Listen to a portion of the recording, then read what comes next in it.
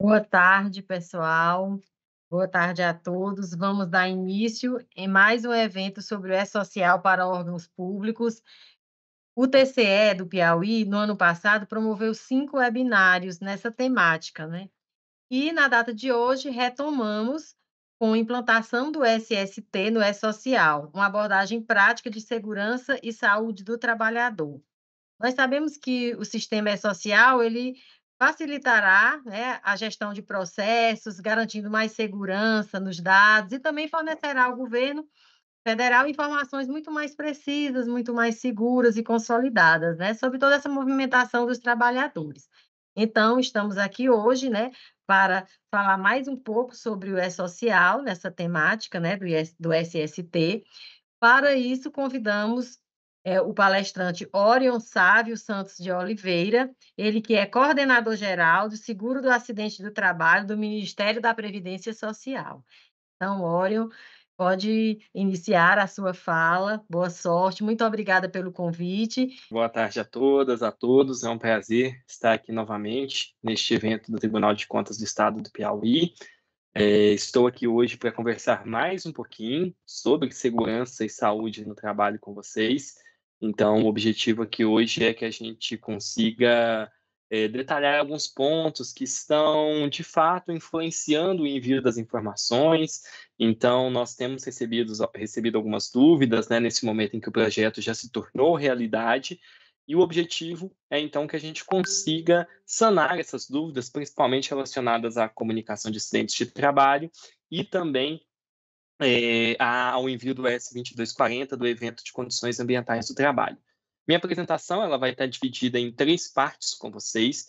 Vocês vão ver que na primeira parte eu vou fazer aquela contextualização geral sobre o que é SST para os órgãos públicos, para a gente relembrar o que conversamos em eventos anteriores, nivelar o conhecimento aí sobre o que é SST para esse nicho específico de CNPJs, e depois eu vou discutir com vocês as questões relacionadas ao envio da comunicação de acidentes de trabalho e ao envio do evento de condições ambientais do trabalho, ok? Não vou tratar do evento de monitoramento da saúde do trabalhador, o S2220, neste nosso evento de hoje, porque é um evento que não atinge os órgãos públicos, então ele atinge somente aqueles que contratam pela CLT.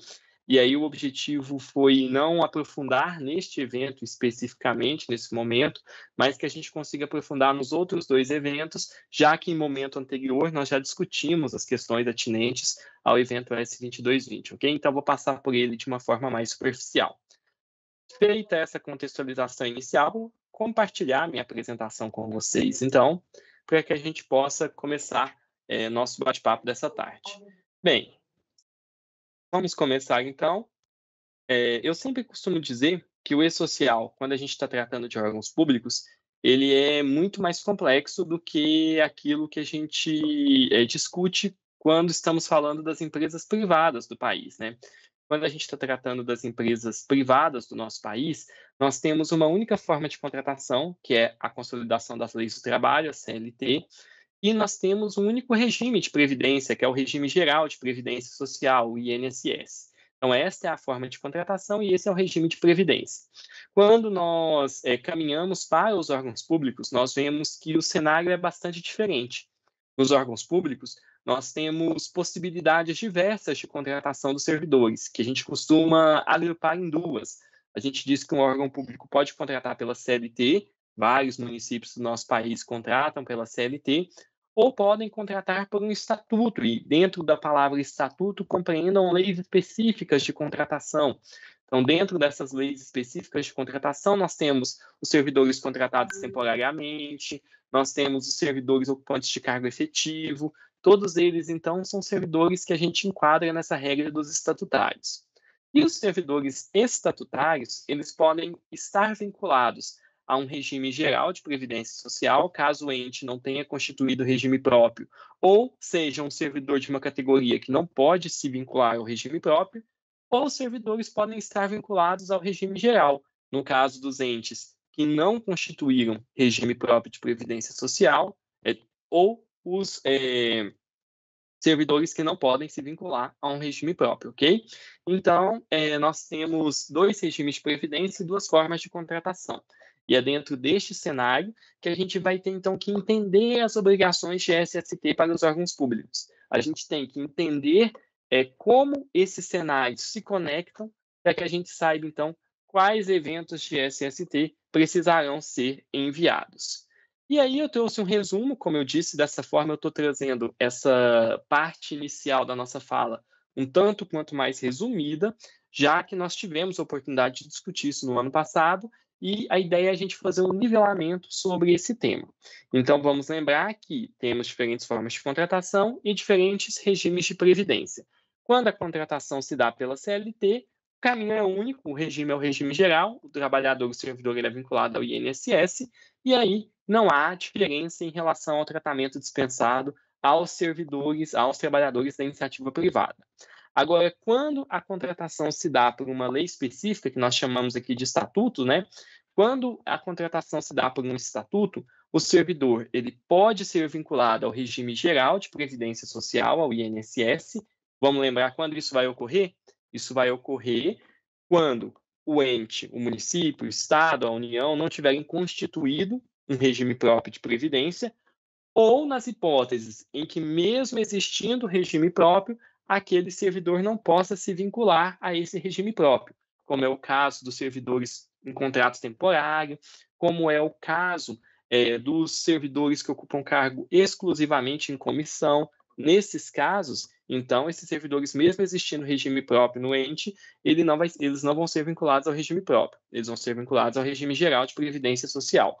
E aí, servidor público contratado por lei específica, vinculado ao regime geral de previdência social, obrigatoriamente o órgão público tem que encaminhar 2 eventos de SST.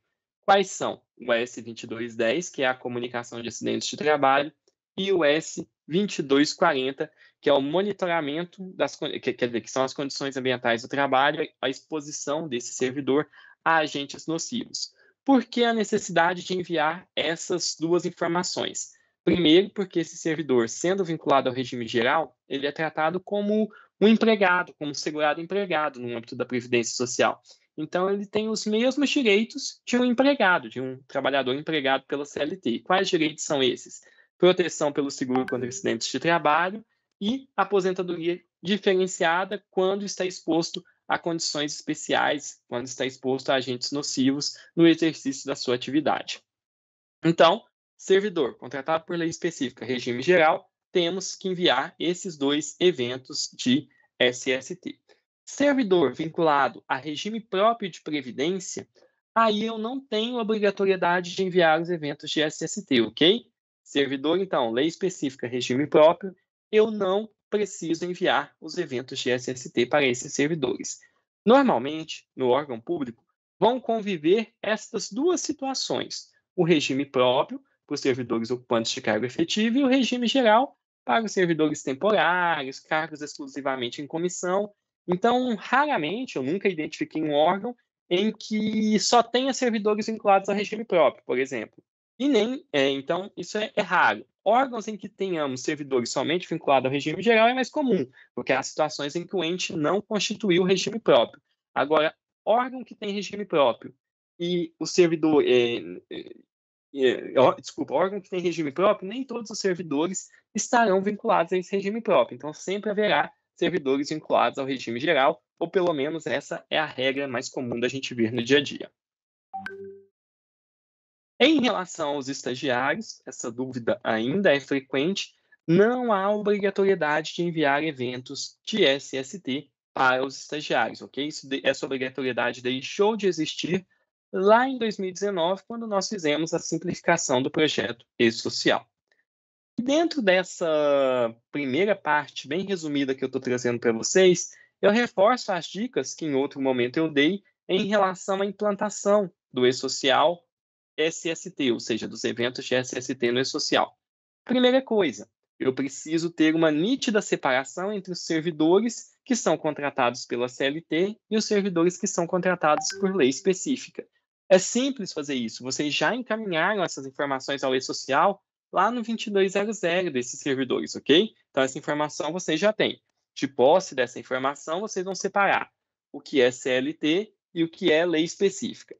Para quem é CLT, você tem que mandar todos os eventos de SST. Por quê? Porque é obrigatoriamente vinculado ao regime geral, e aí, obrigatoriamente vinculado ao regime geral, nós temos, então, que enviar os 3 eventos de SST, já que esse servidor é equiparado a um empregado qualquer. Quando a contratação é por lei específica, aí a gente vai ter que avaliar o regime de previdência, que é o segundo passo que eu trouxe para vocês. Separados os trabalhadores seletistas e os estatutários, eu separo esses estatutários em vinculados ao regime próprio e vinculados ao regime geral. Para os vinculados ao regime próprio, não é obrigatório o envio dos eventos de SST. Para os servidores vinculados ao regime geral, é obrigatório o envio de 2 eventos de SST, que é o 2210, a comunicação de acidentes de trabalho, e o S2240, que é o evento de condições ambientais do trabalho. Bem, tudo isso que eu disse para vocês está resumido no manual de orientação, viu, gente? O manual de orientação ele é bastante completo, está lá no esocial.gov.br. Então, sugiro que vocês leiam esse manual atentamente. Lá no manual, na parte geral dele, no item 19.1, tem um item integralmente dedicado, que é um item integralmente dedicado aos órgãos públicos e SST. Então, ali esclarece muitas dúvidas que, porventura, vocês tenham. E é trazida essa tabela aqui que vocês estão vendo na tela, que é uma tabela que traz a obrigatoriedade dos eventos de SST por categoria. Por exemplo, aqui na categoria 100, nós temos os empregados seletistas. Os 3 eventos de SST são obrigatórios, exceto para o doméstico. Na categoria 200, vocês não precisam se preocupar, são os trabalhadores avulsos. Quem presta as informações dos avulsos são o órgão ou o sindicato. Então, mesmo que o órgão público, em alguma excepcionalidade, utilize mão de obra avulsa, essa mão de obra, a informação dos eventos de SST não vai ocorrer pelo órgão público, sim pelo sindicato ou órgão gestor de mão de obra. Na categoria 300, nós temos os servidores estatutários, mas que são vinculados ao regime geral, e na categoria 400, os servidores estatutários vinculados a regime próprio. E observem, os vinculados a regime próprio é facultativo, os 3 eventos de SST, os vinculados ao regime geral é obrigatório o S2210 e o S2240.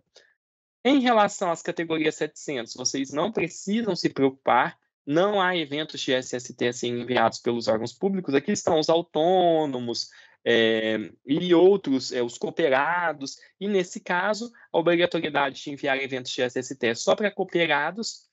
Em relação aos cooperados, vinculados à cooperativa de trabalho ou de produção, quem envia essas informações é a própria cooperativa, então vocês também não precisam se preocupar. Em relação à categoria 900, nós temos, por exemplo, os estagiários, e para toda a categoria 900, o envio dos eventos de SST é facultativo.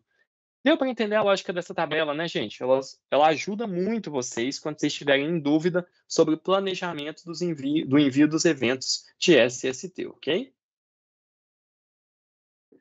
Bem, e já caminhando para o final dessa nossa parte geral, eu preciso falar com vocês sobre a cessão de mão de obra. É muito comum cessão de servidores, né, no âmbito de órgãos públicos. E isso ocorre sem uma regulamentação muito específica em relação à segurança e saúde no trabalho. Dada essa ausência de regulamentação específica e dada a ausência de previsão normativa, o Manual de Orientação esclarece para vocês que, em relação aos eventos de SST, a obrigatoriedade de enviar esses eventos ao e-social é sempre do titular do vínculo, ou seja, é sempre do órgão cedente. O cessionário não tem obrigação de enviar. Então, vamos supor, vou dar um exemplo no âmbito federal, que é onde eu conheço melhor, né? Vamos supor que a Caixa Econômica Federal tenha cedido um empregado público para trabalhar lá no Ministério da Previdência Social, onde estou. Este empregado público, então, ele vai exercer atividade no Ministério da Previdência Social, pode até receber uma função por lá, mas o vínculo dele continua sendo um vínculo de emprego com a Caixa Econômica Federal. Então, os eventos de SST deverão ser enviados pela Caixa Econômica Federal. Isso, gente, não é o e-social que quer dessa forma. E não existe previsão normativa de transferir essa obrigação para o cessionário. Então, dada a ausência de previsão normativa, o e-social não pode disciplinar de uma forma diversa, ok? Então, isso está lá no manual para vocês, tá? Prestem bastante atenção aí nesses pontos para não terem dúvidas em relação à sessão.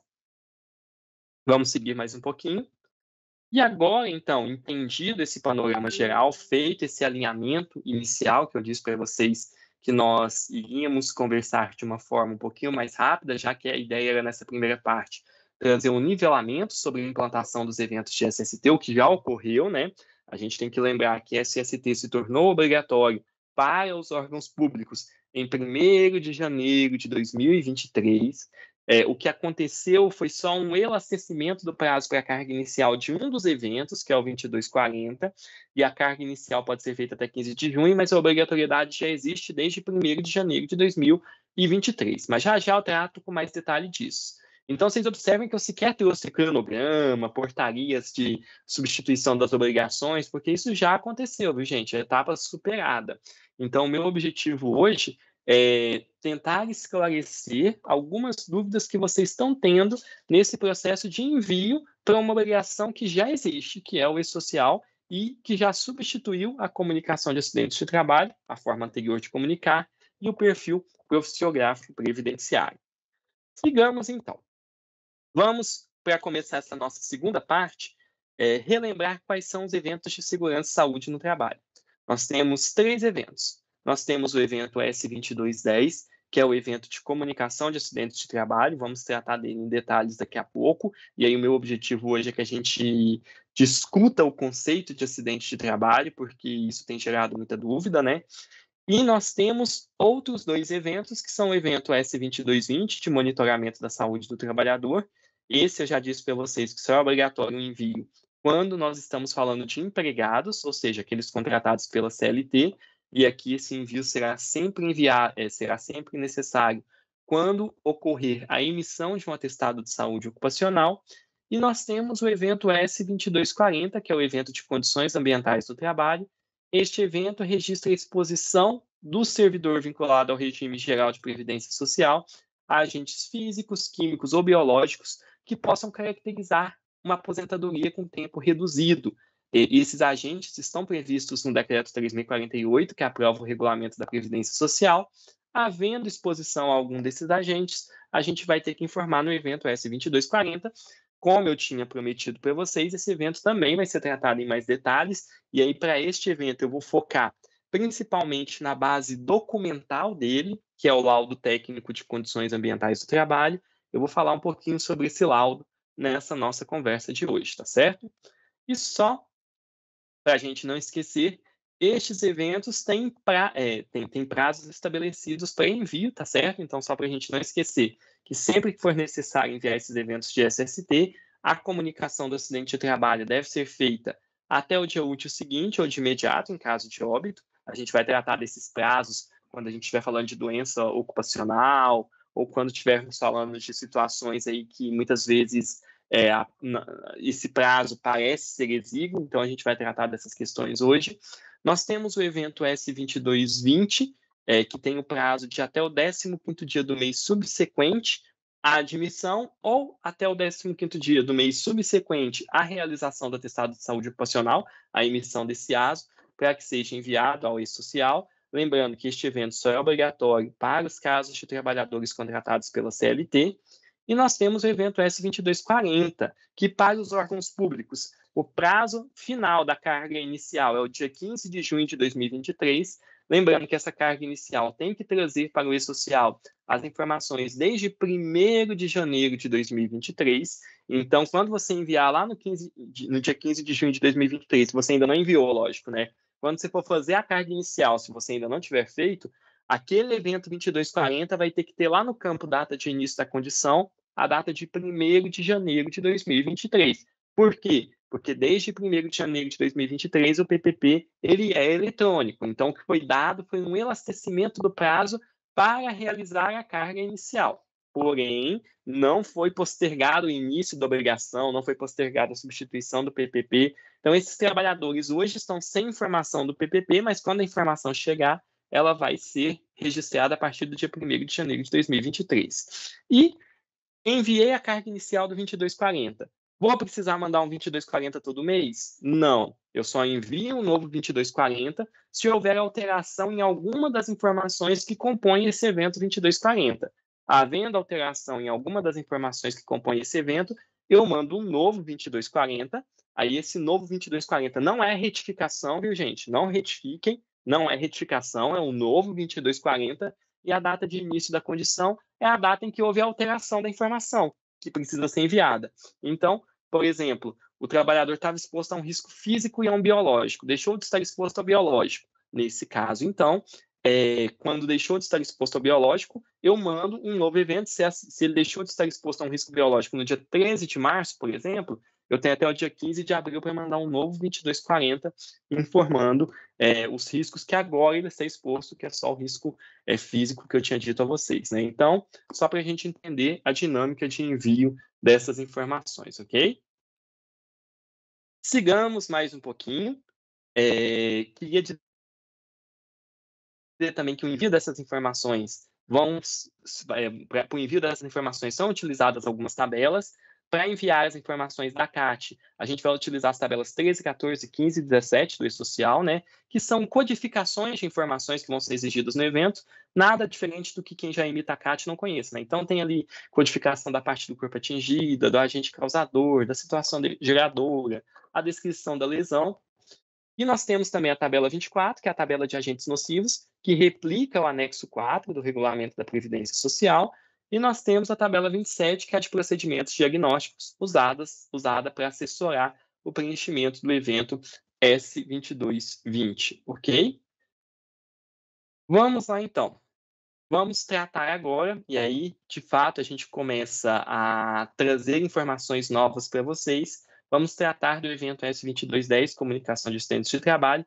Vamos tentar aqui agora entrar num conceito de direito material mesmo. O que é o acidente de trabalho, por que ele precisa ser notificado, quem pode notificar, para a gente entender, então, por que esse evento existe, qual obrigação o órgão público está cumprindo a partir deste evento, ok? Vamos lá. Bem, o acidente de trabalho, gente, no Brasil, ele é definido na Lei 8.213, que é a lei que regulamenta, que é o Plano de Benefícios da Previdência Social, né? Observe, então, que acidente de trabalho não está definido numa norma trabalhista, e sim previdenciária. Por que isso?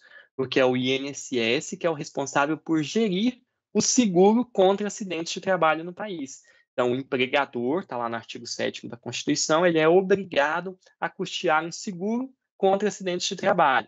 E aí, ele custeia esse seguro por meio de uma contribuição social. No Brasil, o custeio desse seguro tem natureza tributária, e aí o INSS faz a gestão do pagamento desses benefícios.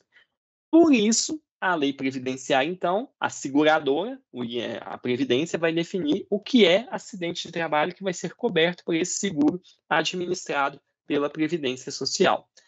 Então, o artigo 19 nos traz um conceito, eu trouxe aqui em negrito para vocês, eu vou tomar a liberdade de ler, tá? Eu não gosto muito de ler texto de lei, vocês vão observar, mas eu quero ler só essa primeira parte aqui para que vocês entendam o conceito de acidente de trabalho no país. Acidente de trabalho é o que ocorre pelo exercício do trabalho a serviço da empresa ou de empregador doméstico. Primeiro ponto importante, quando eu estou falando em empresa aqui, entenda o órgão público também quando o servidor é vinculado ao regime geral, porque quando o servidor é vinculado ao regime geral, o órgão público se equipara à empresa segundo a Lei 8.213, tá? Então, que ocorre pelo exercício de trabalho a serviço da empresa ou do empregador doméstico, ou pelo exercício do trabalho dos segurados referidos no inciso 7 do artigo 11, que é o segurado especial, provocando lesão corporal ou perturbação funcional que cause a morte ou a perda ou redução permanente ou temporária da capacidade para o trabalho. Esse é o conceito de acidente de trabalho no país. Observem que fala de lesão corporal ou perturbação funcional. Aqui, gente, entra adoecimento mental, transtornos mentais de uma forma geral. Então, não é só aquilo, não é só o acidente típico, não é só aquele que cause uma lesão física, mas aquele que cause uma lesão de natureza mental, intelectual.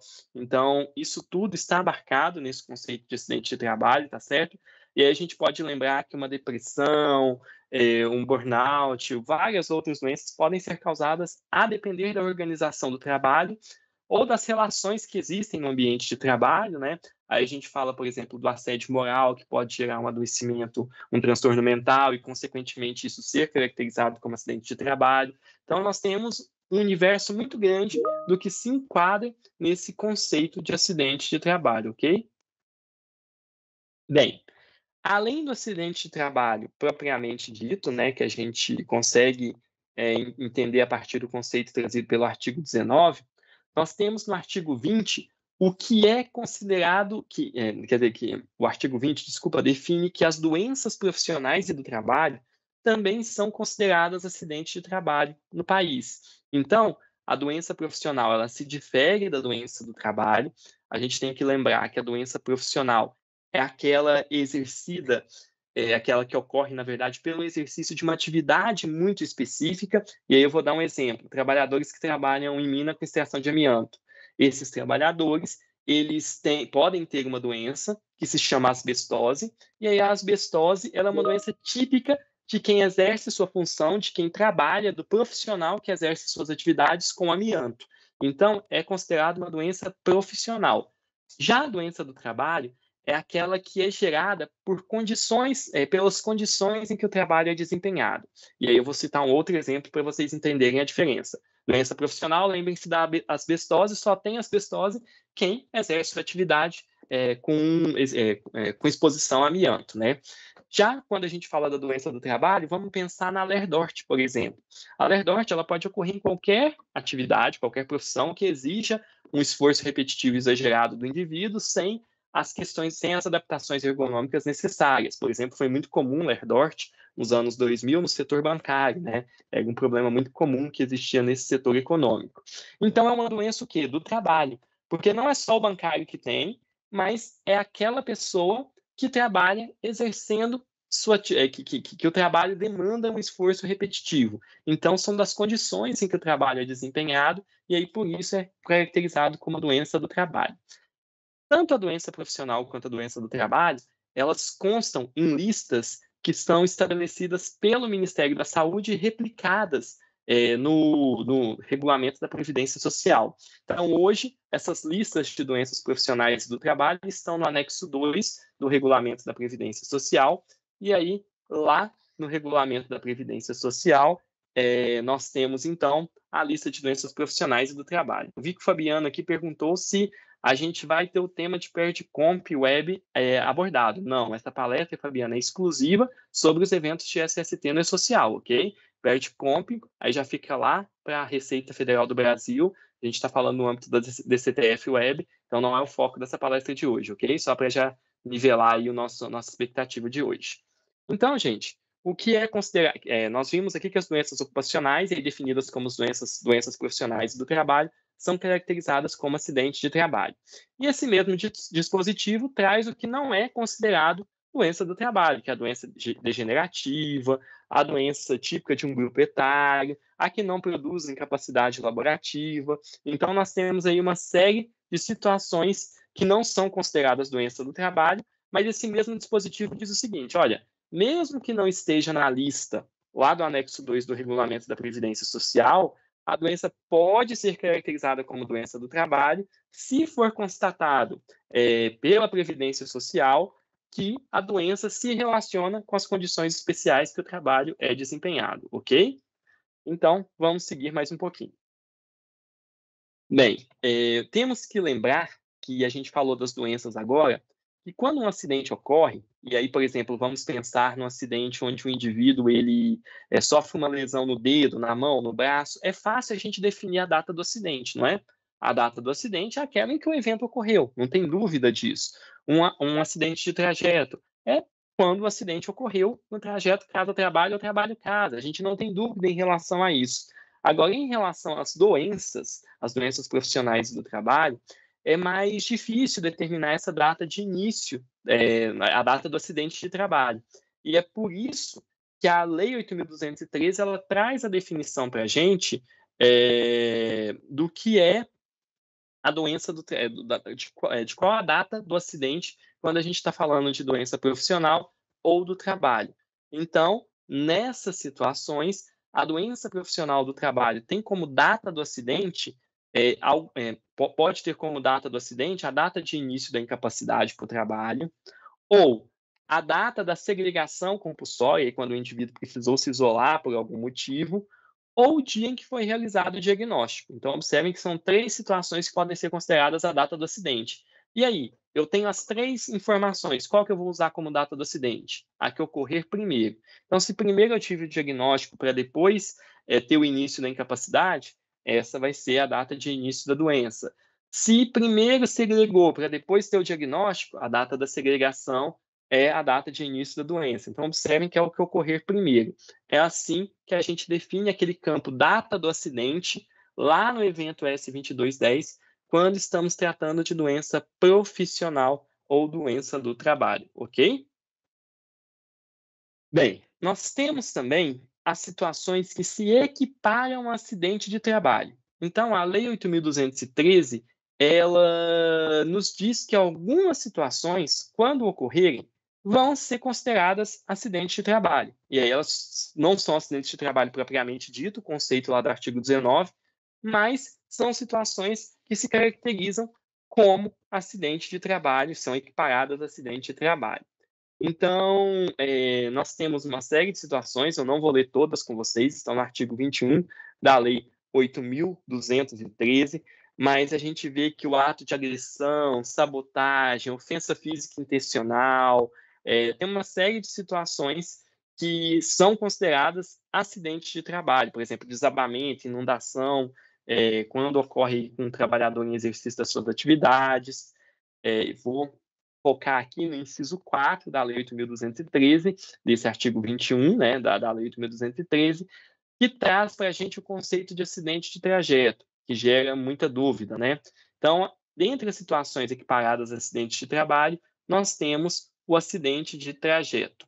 Então, o acidente de trajeto é aquele que ocorre no percurso da residência para o local de trabalho ou do local de trabalho para a residência. Então, eu saí da minha casa, estou indo lá para o ministério, sou servidor vinculado ao regime geral, por exemplo, vou dar um exemplo, né? Aí, nesse trajeto, eu sofri um acidente. É necessário que o órgão público comunique? Isso é um acidente de trajeto. Lembrando, se o trabalhador, por algum motivo, se desvia do seu caminho, ele fala, vou passar na loja tal, vou passar na escola do meu filho, isso já não é acidente de trajeto. O acidente de trajeto é quando o trabalhador, no percurso casa-trabalho, trabalho-casa, sofre algum acidente. Este acidente precisa ser comunicado à Previdência Social, ele não gera acréscimo no fator acidentário de prevenção, mas ele gera as demais consequências do acidente de trabalho, então ele precisa ser comunicado. E aqui há uma dificuldade de muitas empresas e órgãos públicos de comunicar esse acidente tempestivamente. Por quê? Porque muitas vezes o trabalhador sofre um acidente de trajeto, mas para que o empregador fique sabendo desse acidente de trajeto, há necessidade de uma ação do trabalhador, que é dizer que o acidente ocorreu no percurso casa-trabalho ou trabalho-casa. Muitas vezes essa informação só chega para a empresa ou para o órgão público algum tempo depois, e nós vimos que o prazo para a comunicação do acidente de trabalho é o dia útil seguinte ou de imediato, em caso de óbito. Então, vamos supor que o trabalhador sofreu um acidente, passou uma semana aí que ele foi comunicar à empresa que tinha sido um acidente de trabalho, no percurso casa-trabalho ou trabalho-casa. E aí a empresa, o órgão público se vê numa situação complicada, porque ele já perdeu o prazo, que era o dia útil seguinte ao acidente. Ele vai ser penalizado por isso? E aí eu preciso dizer a vocês que lá na Instrução Normativa 128, salvo engano, no artigo 351 dela, tem uma disposição que expressamente diz que quando a comunicação do acidente de trabalho ocorrer, mesmo que fora do prazo, ou seja, mesmo que depois do dia útil seguinte, mas ocorrer antes de uma ação administrativa ou de uma fiscalização, não vai haver penalização, a empresa fica isenta da multa, a empresa ou órgão público. Então, observem que é melhor comunicar em atraso, quando você receber essa informação, do que deixar de comunicar. Deixando de comunicar, você omitir um acidente, pode ser penalizado. Comunicando em atraso, você fica isento da multa, ok? Então, muita atenção aí ao nosso acidente de trajeto. Também é considerado acidente de trabalho, e aqui a gente está falando de uma presunção de acidente, e que aí o órgão público também precisa acompanhar essas informações, porque isso impacta no fator acidentário de prevenção do órgão público. É considerado acidente quando aquela doença que acometeu o trabalhador, ela está prevista numa lista que é a lista C do anexo 2 do Decreto 3.048, do Regulamento da Previdência Social. Se aquela doença estiver prevista nessa lista associada à atividade econômica da empresa ou do órgão público, vai ser caracterizado acidente de trabalho. Então, vamos supor que uma determinada CID ela está associada à CNAE de administração pública. E aí o trabalhador, um servidor público vinculado ao regime geral, foi acometido por aquela CID. Então, associando a CNAE com a CID, vai ser caracterizado, vai haver uma presunção que aquele acidente é um acidente de trabalho. E aí o benefício concedido pela Previdência Social será de natureza acidentária. Nesse caso, o perito médico da Previdência pode entender que esse nexo não se aplica no caso concreto e dizer, motivar por que ele não se aplica, e o órgão público também pode contestar a aplicação desse nexo, caso ele não concorde. Aqui é importante dizer que esse nexo é o chamado nexo técnico epidemiológico previdenciário, porque ele foi baseado no estudo epidemiológico. Então, ele tem uma associação estatística que mostra que determinadas doenças elas são mais comuns em alguns setores da economia e, por isso, presume-se que elas são decorrentes, que o trabalho é um fator colaborador para esse adoecimento, ok?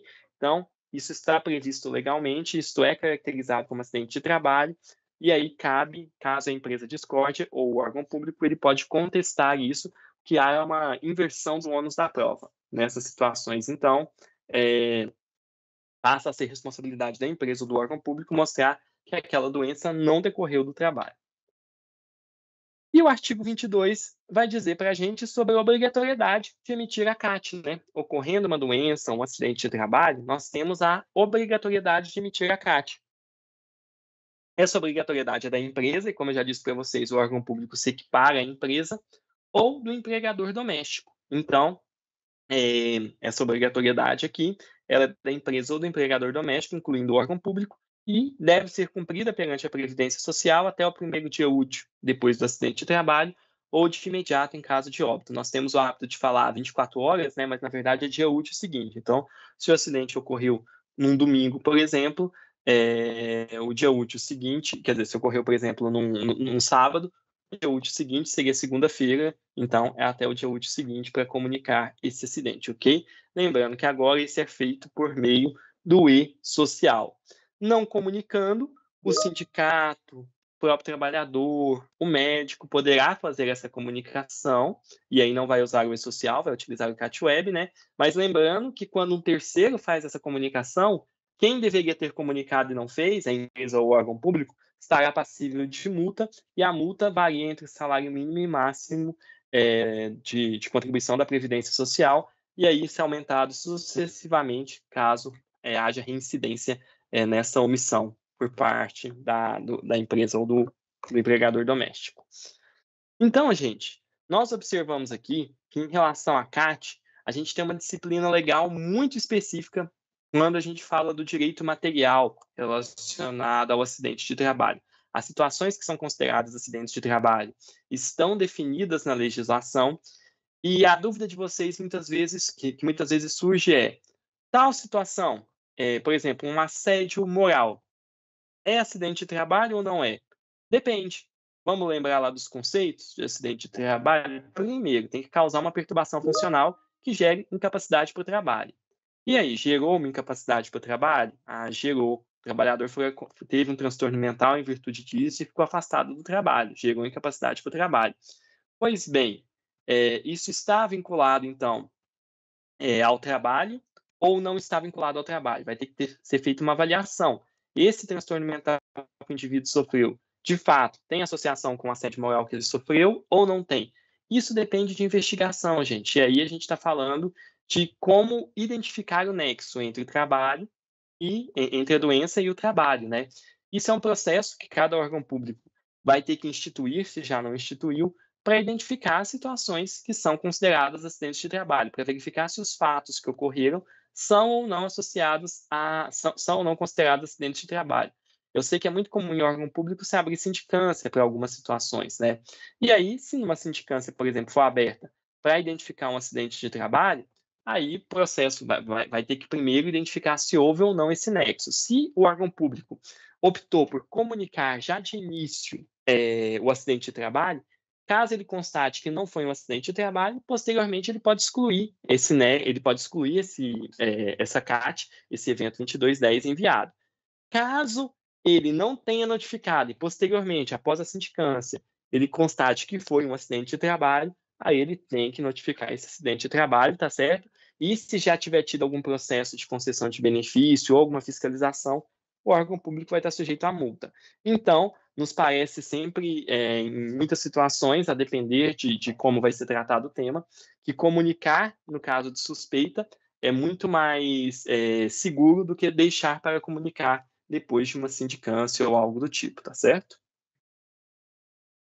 Bem, sobre a CAT, são esses os pontos. Eu vou responder as perguntas no final, viu, gente? Porque senão eu vou acabar me perdendo. Quando eu fico de olho nas perguntas aqui, eu acabo perdendo a concentração, mas eu vou deixar o tempinho aqui, vai dar tempo para a gente conversar sobre todos os pontos que vocês me questionaram.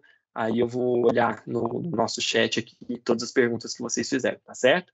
Então, sobre a comunicação de acidente de trabalho, era isso que eu queria trazer para vocês, que vocês conseguissem identificar o conceito de acidente de trabalho, que acidente de trabalho não é só aquele acidente traumático, quando você quebra uma perna, um braço, não é só isso acidente de trabalho.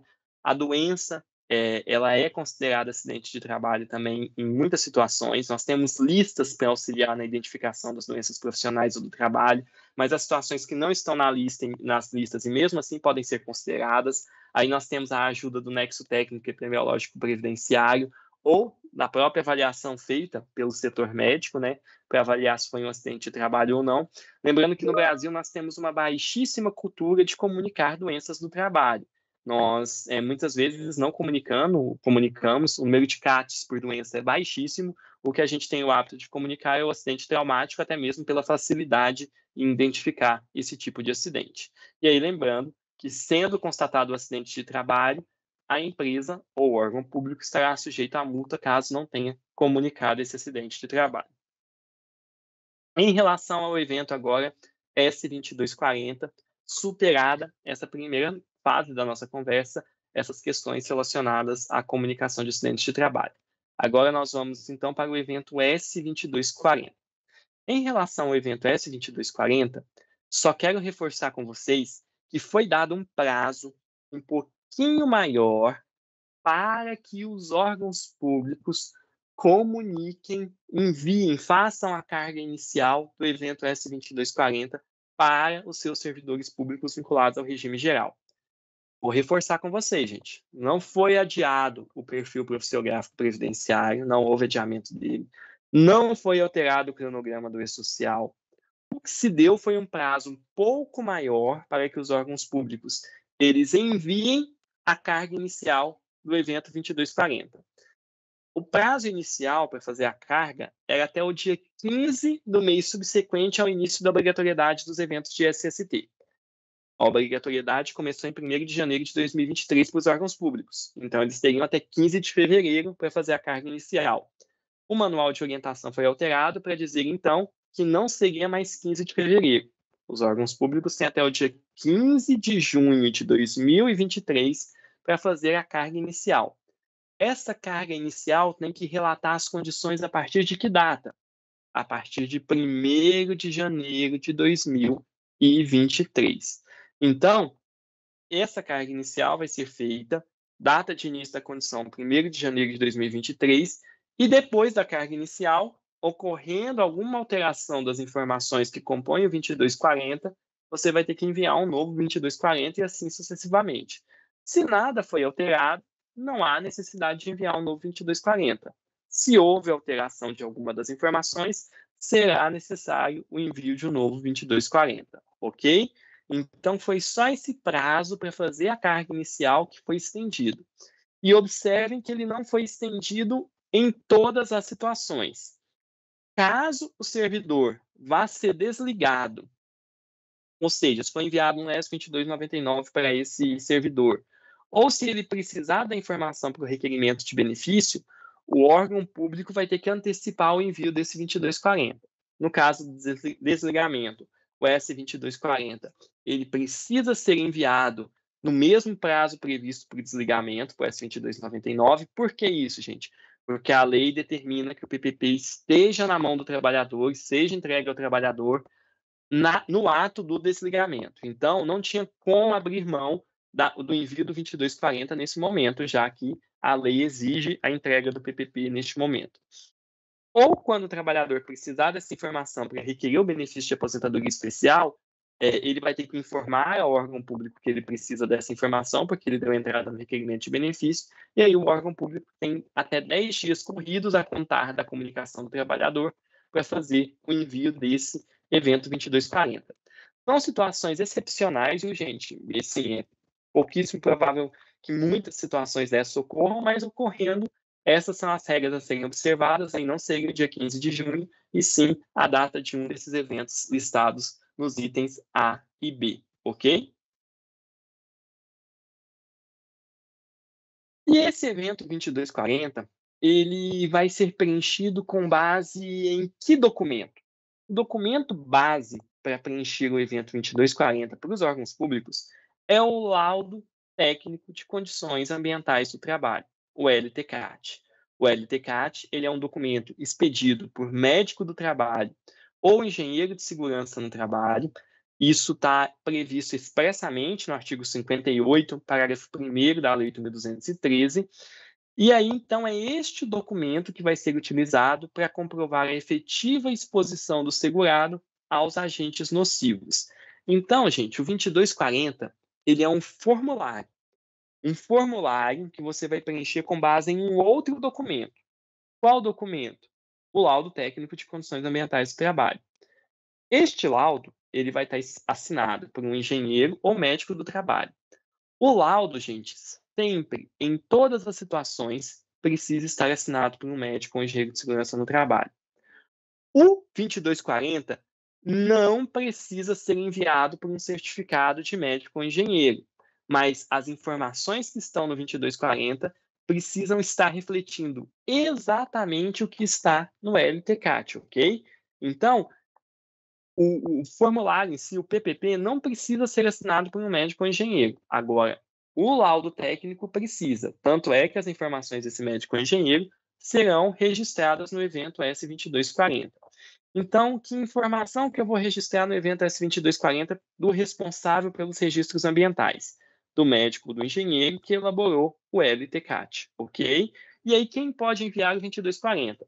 Qualquer pessoa que esteja apta representando o órgão público, né? Qualquer representante legal daquele órgão público pode fazer o envio desse 2240. E quem define o conteúdo desse formulário do PPP? O INSS. E o INSS definiu o conteúdo desse formulário na Instrução Normativa 128, posteriormente alterada pela 133 e pela 141, mas se você procurar a Instrução Normativa 128, você tem o formulário do PPP e as orientações de como preencher esse documento, de como estruturar o LTCAT, tudo isso está na Instrução Normativa 128, já que o artigo 58, parágrafo 1º da Lei 8.213, disse que esse formulário seria elaborado pelo INSS. E o que um LTCAT tem que ter? Eu estou fazendo uma licitação, eu contratei uma empresa terceira para fazer a prestação o envio das informações de SST e eu recebi um LTCAT aqui. Eu quero saber avaliar se esse LTCAT de fato está cumprindo a legislação, ou seja, se ele tem todos os elementos. Logicamente, conteúdo técnico é pouco provável que um servidor que não tenha formação na área consiga avaliar, mas a estrutura desse LTCAT ela tem previsão normativa, e aí você consegue avaliar se o LTCAT tem a estrutura previsto na legislação, na Instrução Normativa 128. Qual a estrutura do laudo técnico de condições ambientais do trabalho? Primeiro, o laudo ele tem que identificar se ele é individual, ou seja, se ele é só para um trabalhador, ou se ele é coletivo, para todo estabelecimento empresarial. Tem que identificar a empresa ao qual ele se refere. Tem que identificar o setor e a função. Então, o LTCAT ele tem que trazer os setores e função, ou os mais modernos trabalham com grupo homogêneo de exposição, né? Tem que descrever as atividades realizadas, e aí a descrição da atividade que está lá no evento S2240, ela sai do LTCAT, viu, gente? A descrição da atividade lá do evento S2240 não é a descrição do cargo ou da função que está no 2200. Se fosse a mesma coisa, a gente não precisaria pedir no E-Social, no 2240, não faria sentido, seria redundância. Então, lá no 2240, a descrição da atividade que se quer é a descrição da atividade que está no laudo técnico de condições ambientais do trabalho, ok? Além disso, esse laudo deve identificar os agentes nocivos capazes de causar dano à saúde, e esses agentes nocivos são aqueles previstos no anexo 4 do Regulamento da Previdência Social, do Decreto 3.048. Então, observem que não é um laudo de insalubridade, não é para pagamento do adicional de insalubridade. Esse é outro laudo, baseado em outra legislação. O laudo aqui é para avaliar se o trabalhador está exposto a algum dos agentes nocivos que possa caracterizar tempo especial, tá certo? E, além disso, tem algumas informações bastante técnicas sobre a localização das possíveis fontes geradoras, a via e periodicidade de absorção ao agente nocivo, a metodologia e os procedimentos de avaliação do agente nocivo. Quem já conhece o layout do E-Social viu que tem um campo perguntando a metodologia, né? Lá no 2240. De onde vai sair, então? Aqui do LTCAT. As medidas de controle existentes, é daqui que vai sair as informações de equipamento de proteção coletivo, de equipamento de proteção individual, solicitado no 2240. A conclusão do LTCAT, que é onde vai me dizer se aquela exposição ela é habitual e permanente, que caracteriza atividade especial ou não, se não é. Então, está na conclusão isso. Vai ter assinatura e identificação do médico ou engenheiro de segurança no trabalho que elaborou o laudo e a data de realização da avaliação ambiental. Pontos importantes, gente. Não, na legislação previdenciária, não tem prazo de validade para o LTCAT, tá certo? Então, não tem prazo de validade no LTCAT. Ele precisa ser alterado, a gente vai ver já já, quando muda o ambiente de trabalho, mas ele não tem uma validade. Fiz um LTCAT hoje. Preciso atualizar ele todo ano? Não preciso. Na legislação tributária, na Instrução Normativa da Receita Federal do Brasil, é dito que teria que ter uma atualização dessas informações ano a ano, né, pelo menos a cada ano teria que ter uma atualização das informações, mas na legislação previdenciária, que é a responsável por descrever os critérios de elaboração do PPP e a estrutura do LTCAT, não há essa periodicidade prevista, tá?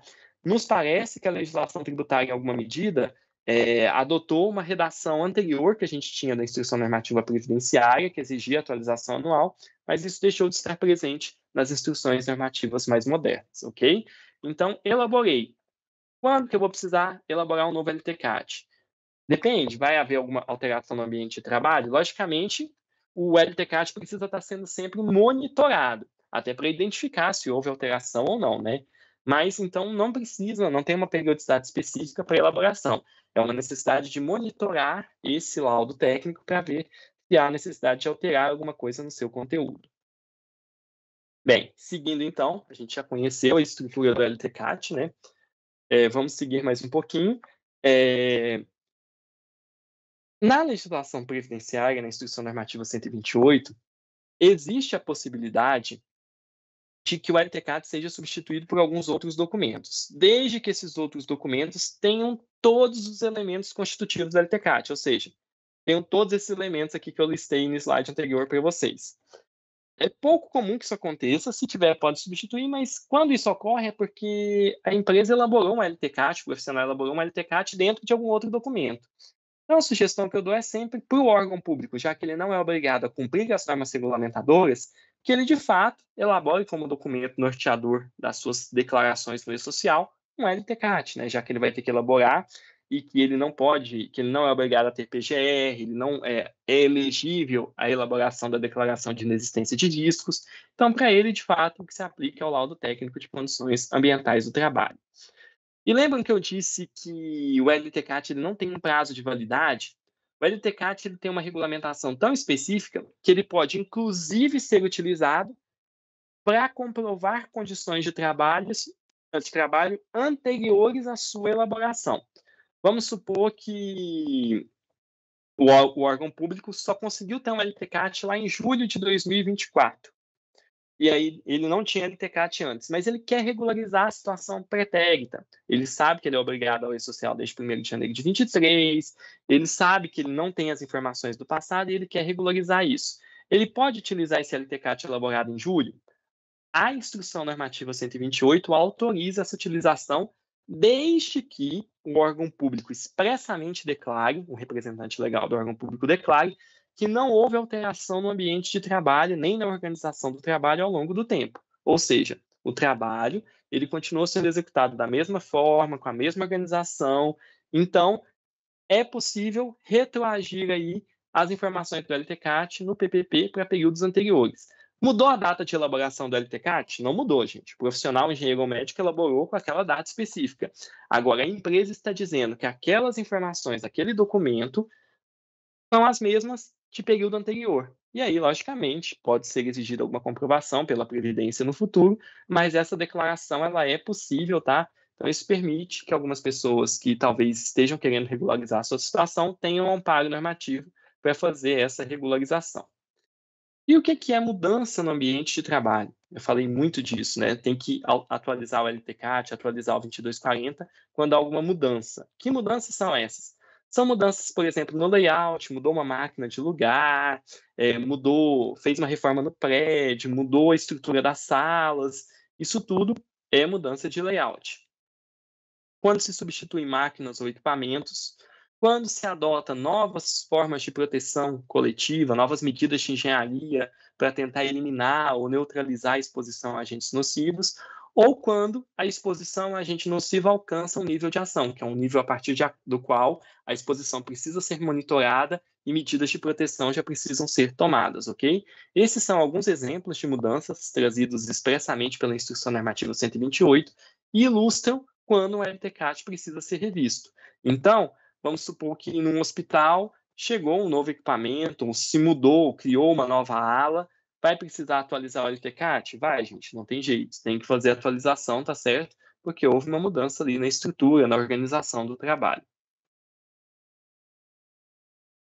Bem, e aí algumas dicas, então, para a gente, de fato, conseguir elaborar o laudo técnico de condições ambientais do trabalho sem ter maiores... consiga prestar a informação à social a partir dessas informações do laudo técnico sem ter maiores dificuldades. Primeiro, evite substituir o LTCAT por outros documentos. O LTCAT ele vai ter uma estrutura, uma construção baseada na legislação previdenciária. E isso vai facilitar, então, que a declaração seja feita de forma correta. Quando a gente utiliza outros documentos, é muito comum confundir a legislação trabalhista e previdenciária, e elas são diferentes. Então, pode acabar gerando declaração equivocada de informação ao e-social. Lembrando que o LTCAT ou o documento que substitua sempre tem que estar assinado por um médico do trabalho ou um engenheiro de segurança no trabalho, ok? Então, seguindo essas dicas, tendo o LTCAT, tendo um documento bem estruturado, você consegue enviar um 2240 com muito mais qualidade, tá certo? Com muito mais segurança na informação prestada. Se você tem que enviar o 2240, a informação não está no LTCAT, eu posso deduzir a informação? Não. Você tem que solicitar ao profissional que elaborou o LTCAT que complemente a informação que está faltando. Por quê? Porque elaborar o PPP em descompasso com o que está no LTCAT é, inclusive, crime, viu, gente? De falsificação de documento público ou falsidade ideológica, a depender do caso. Então, não pode ter informação no 2240 que não esteja no LTCAT. A informação do 2240 precisa estar com precisão no laudo técnico de condições ambientais do trabalho, ok? Bem, falei que eu não ia falar muito, falei por quase 1 hora, né? Mas a ideia era trazer esses novos temas para a gente debater. Na verdade, falei por mais de 1 hora, mas a ideia era trazer esses temas para a gente debater. E agora eu vou dar uma olhadinha aqui nas dúvidas de vocês, para que a gente possa aproveitar esses minutos finais e discutir aí as questões que nós tenhamos. A primeira pergunta é da Maria José de Carvalho. Ah, não, do Pascoal, desculpa, Maria José foi você postou no chat para a gente, né? Júnior, mas aqui é o Pascoal. Pascoal, um abraço, bom te ver aqui. Pascoal da Nante, a gente já esteve junto em vários eventos. Ele perguntou: o simples envio dos eventos de SST já atende às exigências do e-social de SST? Órgão público elabora LTCAT ou PGR? Quem pode elaborar esses laudos ou programas?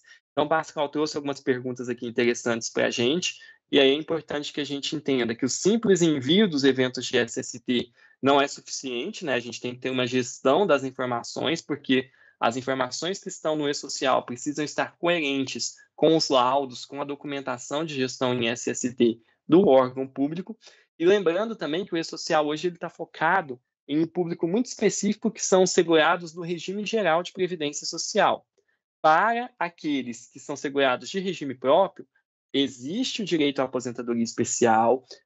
O STF, na súmula vinculante 33, já disse que o direito à aposentadoria especial deve ser garantido aos servidores públicos vinculados a regime próprio, nos mesmos moldes dos servidores do regime geral. Então, para garantir nos mesmos moldes, precisa da informação de exposição da mesma forma que para o servidor do regime geral. Qual que é a diferença? Dos servidores do regime geral, essa informação está no e-social, porque quem concede o benefício é o INSS. Do regime próprio não está, porque quem concede o benefício é o próprio ente público, então essa informação não precisa chegar ao INSS, por isso ela não é exigida no e-social, tá certo? Lembrando, o órgão público não é obrigado a programa de gerenciamento de riscos, salvo se ele contratar pela CLT. Como, em regra, a gente está falando aqui daqueles que contratam por lei específica, não pela CLT, não vai ter PGR, e aí, não tendo PGR, o documento para fins previdenciários é mesmo o laudo técnico de condições ambientais do trabalho, assinado por médico do trabalho ou engenheiro de segurança no trabalho. E aí o Pascoal reforçou, né? Então, se resume se SST se resume ao e-social, e aí, logicamente, não. Existe uma série de medidas, como eu já disse aqui, a garantia do direito aos segurados de regime próprio. Existe também toda a questão trabalhista a ser cumprida para órgãos públicos que contratam pela CLT, aí tem as normas regulamentadoras a serem cumpridas. Isso está fora do escopo do e-social, mas são obrigações a serem cumpridas em outros meios, em outros formatos, e que são fiscalizadas pela fiscalização do trabalho. Vamos lá. O Adalberto Lopes de Moura perguntou se LER é recepcionada na Lei 8.213. Bem, a lesão por esforço repetitivo, que na verdade é um conjunto de doenças, né, geradas aí por essa lesão de esforço repetitivo, isso tem previsão na lista de doenças profissionais do trabalho. O Nexo Técnico Epidemiológico Previdenciário também faz associação com algumas atividades, tá? Então, é sim possível que isso seja considerado uma doença do trabalho. LER é sempre doença do trabalho? Não, não é. Mas pode ser, a depender da atividade desenvolvida, a depender da associação epidemiológica feita por meio do NETEP, e também a depender do caso concreto analisado pelo médico, né, no perito médico, ou pelo médico assistente, que vai caracterizar aquela doença específica como vinculada ao trabalho. Então, a Lei 8.213 ela não traz uma lista de doenças, e a lista de doenças que o decreto traz não é exaustiva. Então, qualquer situação pode ser uma doença profissional, pode ser uma doença do trabalho. Vai depender, lógico, do nexo, da relação, quanto o trabalho contribuiu para que aquela doença fosse desencadeada. Então, transtornos mentais, doenças com esforços repetitivos, tudo isso pode ser considerado doença do trabalho, a depender de como o trabalho contribuiu para o desencadeamento daquela doença, ok? Foi perguntado também se a LTCAT tem validade, se tem que ser renovada, isso eu já tratei, então, na apresentação, né? Uma outra situação é que o órgão contratou uma empresa para fazer LTCATs para o envio da carga inicial. Se não houve alteração nas condições ambientais, é obrigatório ter permanentemente um profissional de SST que possa assinar o novo LTCAT? Bem, vamos então concatenar tudo que a gente conversou hoje. O LTCAT é um laudo que vai avaliar as condições em que o trabalho é desenvolvido. Construído esse laudo, precisa ter um profissional obrigatoriamente ali dentro do órgão público de SST? Não há essa obrigatoriedade legal. É adequado que se tenha? Lógico que é, para a gente fazer a gestão das informações, saber até quando houve uma mudança ou não. Mas uma coisa é ser aconselhável, outra coisa é ser obrigatório. É obrigatório que se tenha? Não há obrigatoriedade na legislação. Mas qual o risco que se corre não tendo esse profissional? De ter tido uma mudança no ambiente de trabalho, isso não ser identificado pelos gestores e, consequentemente, o laudo, o LTCAT estar desatualizado, o envio, então, das informações do 2240, as informações do 2240 estarem desatualizadas, e aí você não estar cumprindo a obrigação previsto lá na IN 2110 da Receita, que é de manter o PPP atualizado, manter o 2240 atualizado. Então, se você não vai manter um profissional, você tem que ter muita segurança de que não houve alterações no ambiente de trabalho, já que se houverem alterações, o LTCAT precisa ser atualizado, tá certo? Então, precisa estar atento a isso, ok? Bem, quais as consequências para os órgãos que neste período de janeiro até maio tenham servidores ligados a RGPS e desligados do órgão? Qual é a consequência? Eles têm que antecipar a carga inicial do 2240 para esses servidores desligados, ok? Então, precisa ser feita a carga inicial do 2240 de forma antecipada, conforme consta no manual de orientação do E-Social. E uma outra situação é que o órgão não informou os eventos de SST do trabalhador que foi desligado no período de janeiro a maio. Ele pode enviar a carga inicial, mesmo já tendo sido desligado? Pode sim, viu? O 2240 ele pode ser encaminhado mesmo após o desligamento, e aí só vai ser feita a validação, né, para ver se o 2240 encaminhado está dentro do período do vínculo. Então, a data de início da condição tem que estar dentro do período em que o vínculo existiu. Não estando dentro do período que o vínculo existiu, aí não tem como enviar o 2240, tá certo? Mas ele pode ser enviado mesmo depois do 2299.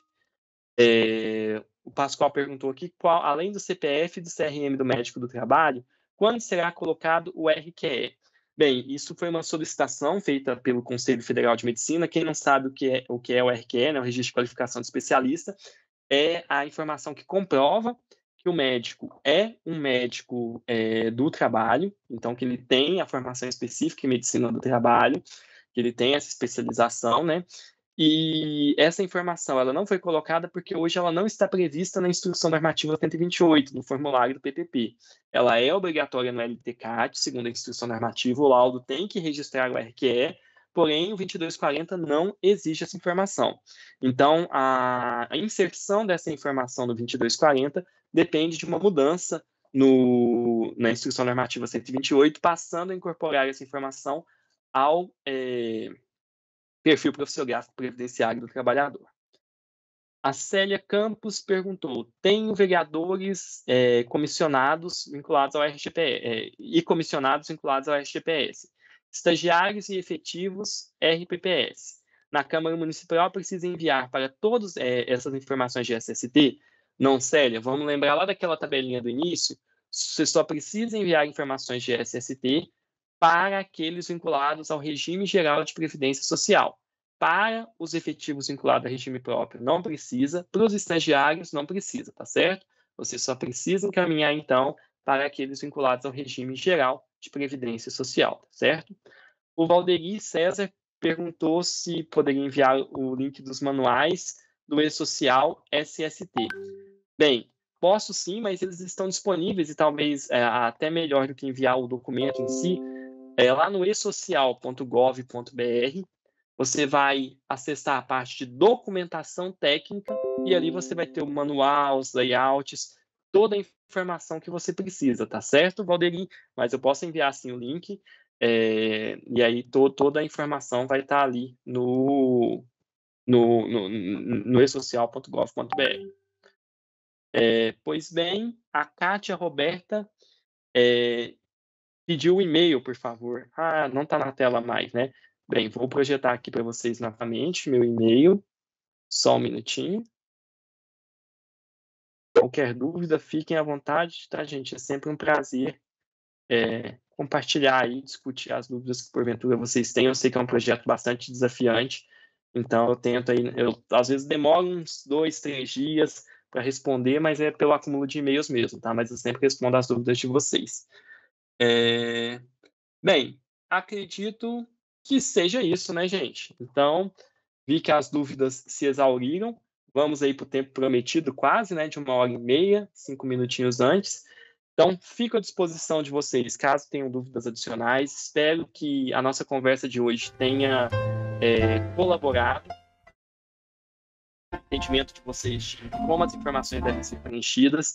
Eu tentei aqui trazer algo que acrescentasse em relação à última palestra feita.